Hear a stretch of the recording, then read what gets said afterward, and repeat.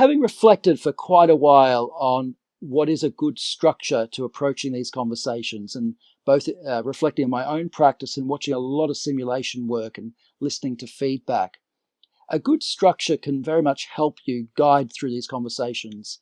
And the one we've been using and finding very helpful, we call breaking bad news as a Shakespearean tragedy. And what it really does is to think of this conversation in terms of acts, a 3-act structure with a prologue, exactly as you may see in a play. So why is there a prologue in plays? Well, one is it gives you some information, but most important, it's setting the scene and telling you what to expect. So when we ask the family to explain their current understanding, it's not just to get those knowledge facts of what they actually know. It's a real check. Do they know that this is a tragedy? Or do they think this is something different? Do they think it's an action rescue, that you've brought them in and you're saying, well, your relative's really sick, but I'm Dr. Gardner and I've got this new treatment and I'm sure it's going to save them. Do they think it's an action rescue? I don't think any family will think it's a comedy, but what you're really trying to establish, do they know that, and like you know, that this is a tragedy that we're all going through?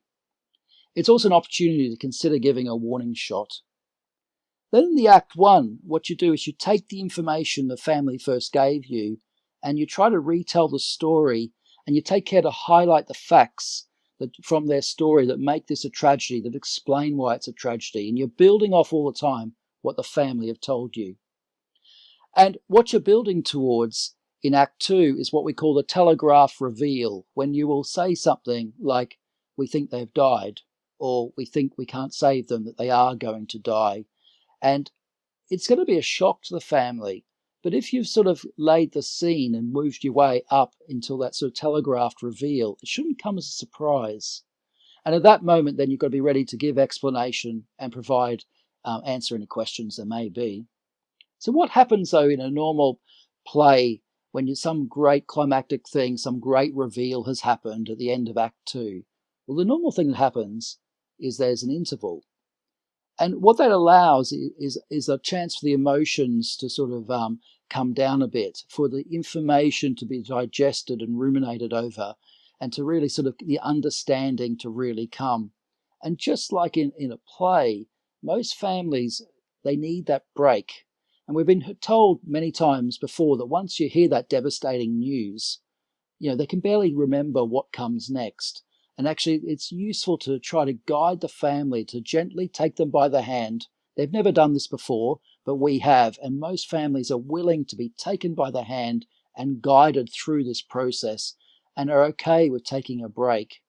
Now, some families may force you forward. They just keep asking, and that's absolutely fine. You've got the whole team there. You're ready to support them, and you'll just go forward. But as much as possible, we suggest trying to guide them towards accepting a break.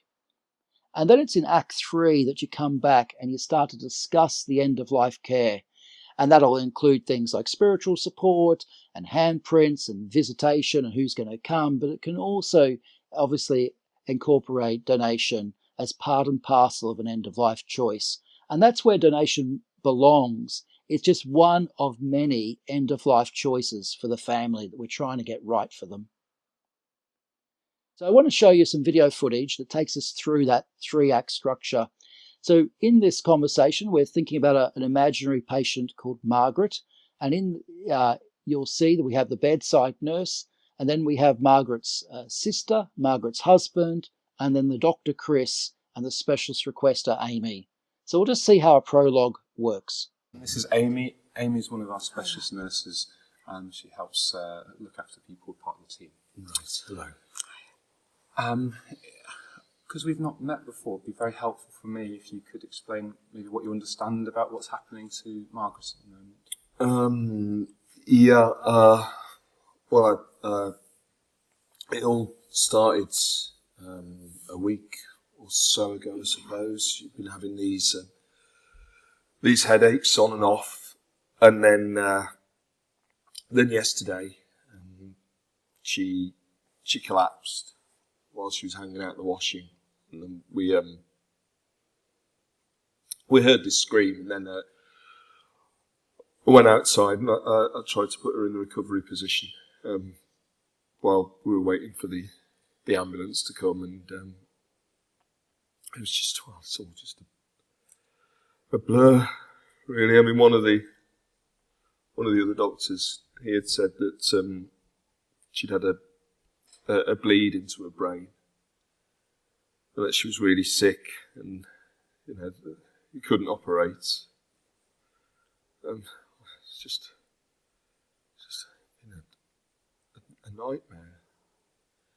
And then Karen, she said that Margaret had got worse overnight, and that you were all really worried about her.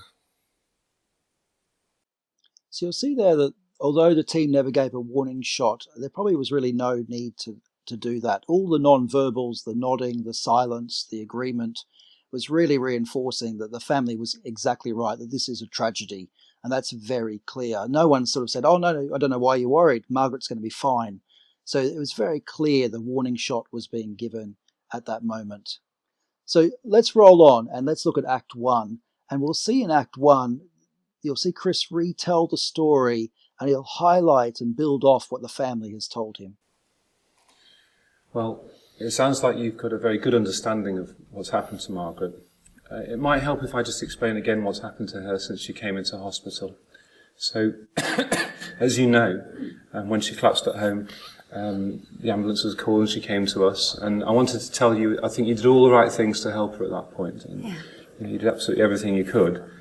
When she arrived at the hospital, we noticed some very worrying signs. She was very deeply unconscious and wasn't responding to us in any way. And she wasn't breathing for herself. She'd had a breathing tube passed down into her lungs so that we could breathe for her, and we had to give her some drugs to support her blood pressure. She was taken for the CT scan, and as my colleagues yesterday explained to you, that showed that she'd had a very, very serious bleed in her brain called a subarachnoid hemorrhage. Now, when someone has a bleed like that, the first thing we do is we speak to the neurosurgeons, and we ask the question, is there anything you can do to help Margaret and make her better? Unfortunately, they told us there was no operation they could perform to help her. So, as you know, we brought her up to intensive care so that we could carry on caring for her and watch her, and so that we could see how bad the damage that this bleed had caused was to her brain. Okay, so you can see there's a building up there, and then we'll move on to the Act 2. As you've mentioned, overnight we've seen some even more worrying signs. Yeah. I think you were there when her blood pressure went up very high. Now, I think that happened because the pressure inside her head became extremely high because of the bleed she'd had. When the pressure in someone's head goes up really high, it interferes with the blood supply to the brain, and the brain doesn't get oxygen in the same way as normal, and that can cause very serious, lasting damage to the brain. Now, unfortunately, I think that the damage that's been caused to Margaret's brain is so severe that I suspect she's actually already died.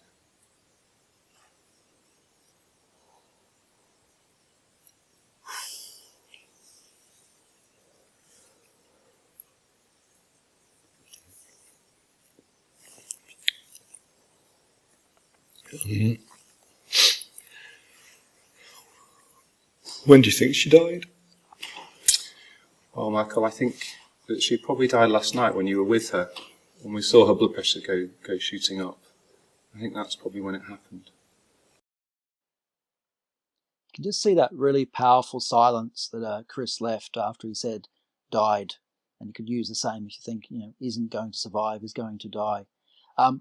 We know that in grief, thinking slows, and it may feel incredibly uncomfortable for the team, but for the family, it's probably nothing. Time has almost just flashed by. And a quick rule of thumb is to think about the concept: if it doesn't feel uncomfortable to you as the speaker or the listener, as one of the medical and nursing team, then it probably hasn't been long enough.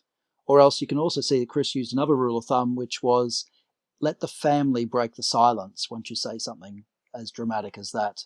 And that's exactly what happened. Everyone remained silent, and it was the husband who broke the silence in the example. It's a very powerful way of reinforcing. It's when the real emotional impact of what you said is grasped. So what typically happens in these conversations, many of us will know, is the family will sort of ask at some stage in this conversation, what happens next? And ideally, we'd like to be able to take them gently and guide them towards having a break. So we'll see how that plays out. What happens next? Well, there's obviously going to be quite a lot that we'll need to talk about. But I think before we do that, what's really important is that we confirm what I told you, that Margaret's died. So I think the right thing to do is for us to do the tests with you there. And then once we've done them and we've made that confirmation that she's died, then we can all come back and we'll sit down and we'll talk about that as a team together, okay? Yeah. Right. Yeah. Just so we know one way or the other. Yeah. At least we'll know for sure then. Yeah. Okay. So the words I often use are things like, we need to take today one step at a time. And the first step is to actually carry out the test and just find out for sure. But that was an example of, guiding and acknowledging the question and parking it, and so you can come back to it. But you definitely need to still acknowledge the question when it's asked. So that's Breaking Bad News: Shakespearean Tragedy. Maybe it'll work for you, maybe it won't, but it just allows some structure, and the structure will also help everyone in the team know what's trying to be achieved at each point. And really then it's in Act 3 that we come back and discuss end-of-life care, and that's what the rest of this talk was about.